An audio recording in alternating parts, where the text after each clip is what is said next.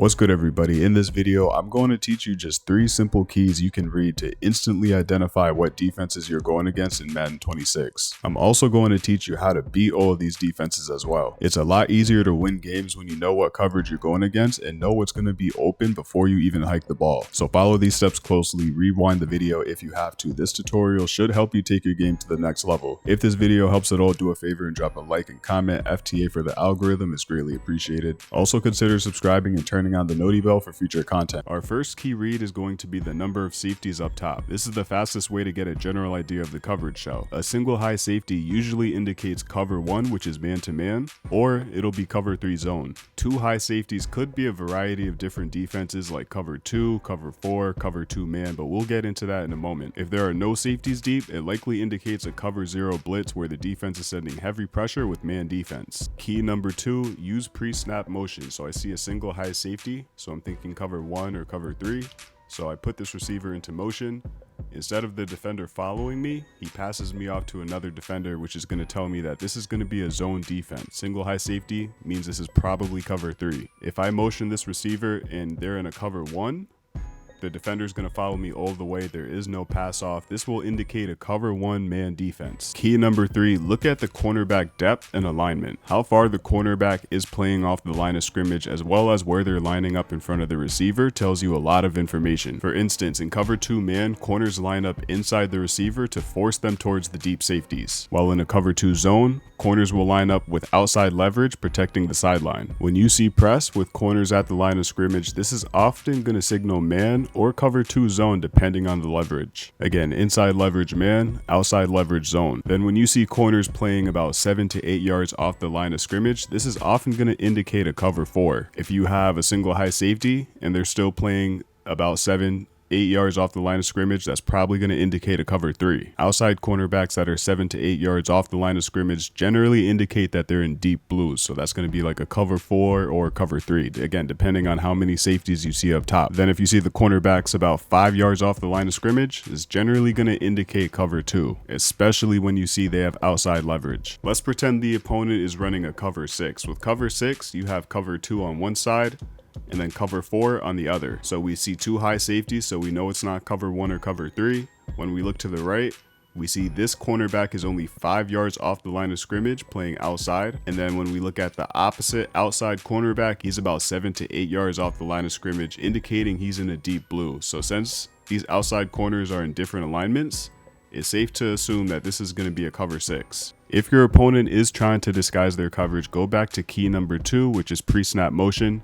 This will tell you again whether they're in man or zone. Now we know how to read the defense, but now we'll get into how do we beat the defense. With this information, after you make your pre-snap reads with the keys we've discussed, you'll essentially know what's going to be open before you even hike the ball. To beat cover 0, you need quick passes, slants, drags, stem corners, speed outs, whips and zigs. If you set up your pass pro and you have the time, one thing you can do is block your running back. You could also crack a big gain with a post or a fade if you have a good speed or size mismatch because of the lack of safety help. You could also run sweep, speed option, or outside runs as well. So something like this would be good against cover 0. You got quick passes that attack the middle of the field, and that'll be an easy touchdown. Cover 1 man and cover 2 zone are going to be very similar. They're also man defense, so slants, drags, speed outs will all work. Only now you have more time to make a play, so zigs, whips will all be more viable. With cover 1 man, you need to be careful of the middle of the field, while with cover 2 man, you need to be careful about going deep with the 2 safeties up top. Cover 2 zone is a commonly ran defense, especially this year with the new D-line stunts. Best way to beat cover 2 is deep down the middle of the field between the safeties and the hook curls, as well as creating high-low situations on the outside corners. So here's an example of me throwing a pass between the safeties and the hooks.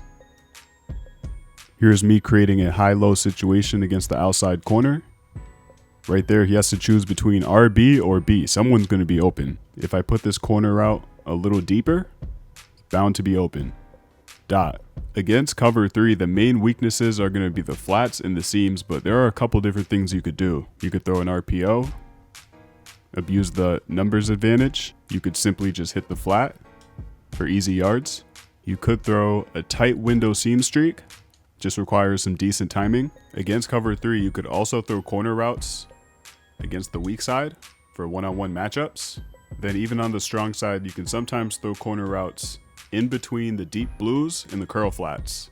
Or even better, you could run something like this, which is essentially a cover 3 bomb, where the safety is distracted, and that's going to be an easy one-play touchdown. All I'm doing here is putting Puka on a streak to distract the single high safety, and then that's going to leave Atwell wide open, give it a little bit of time and some pass lead, one-play tut. Moving on to cover 4, this defense is incredibly common because it can be tough to beat, especially if the opponent has a good switch stick. Simply put, the best way to beat cover 4 is to take your checkdowns and run the ball. The seam streak will be there, but it's a tight window.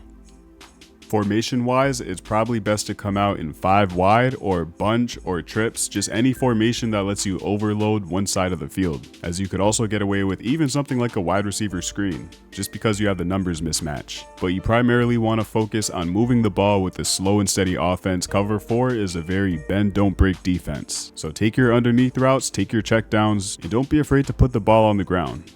This stick and nod out of gun empty base in the Jags offensive playbook absolutely torches cover 4. Again, you'll be able to throw Y with a tight window, or you'll be looking at A and RB. So let's see. Right there, A gets wide open. Sometimes cover 4 plays A a little better, Higbee, and sometimes it plays Atwell a little better. It really just kind of depends. Right there, RB is going to be open yet again. But let me run this play one more time. A just cooks. A just absolutely cooks on this play. So if someone's spamming you with cover 4, all you got to do is come out in this play, and I promise it will cook. Now that you know how to beat cover 2 and cover 4, let's talk about beating cover 6. So just reading the defense like we covered, I see a cornerback on the right side is only 5 yards off the line of scrimmage, while the corner on the left side is about 8 yards off the line of scrimmage, telling me this is going to be a cover 6. So this means the corner that's only 5 yards off the line of scrimmage on the right side there is going to be in a cover 2. This whole right side of the field is a cover 2, right? So let's go ahead and put pressure on him with the high-low read between the running back and the tight end. By putting a tight end on the corner and a running back on a flat, the DB has to choose between who they want to guard. So if I'm reading cover 2 on the right side, I'm literally just looking at RB and A. Sometimes the DB will choose RB and A is going to be wide open. So we know that's cover 2 on the right side, which means it's going to be cover 4 on the other side. How do we attack cover 4? Well, we know the flat's going to be open. So we'd hit the flat, just like that, or we could audible into trips and then throw that tight window seam streak, just like that. And then with cover 9, it's essentially just cover 6 but flipped. It just means the cover 2 is now going to be on the strong side of the ball, while the weak side will be occupied by cover 4. So instead of seeing cover 2 on the right side of our screen, we would see cover 2 on the left side, where the strong side would actually be. What that means is we'd essentially be seeing the same defense we're looking at now, only it would be flipped. So there would be a hard flat or a flat on the strong side of the ball on the left side where all the receivers are, and then the cover 4 look would be on the right side where the tight end and the running back are. Well, that pretty much wraps up the video. If this video was any help, again, be sure to drop a like, comment, subscribe. All that stuff is greatly appreciated. I was going to share some online gameplay, but I think I'm going to save that for a future how to score like offensive based tutorial, and then I will have a defensive tutorial on the way as well. Appreciate you guys so much for watching. I'll catch you next time. I'm out.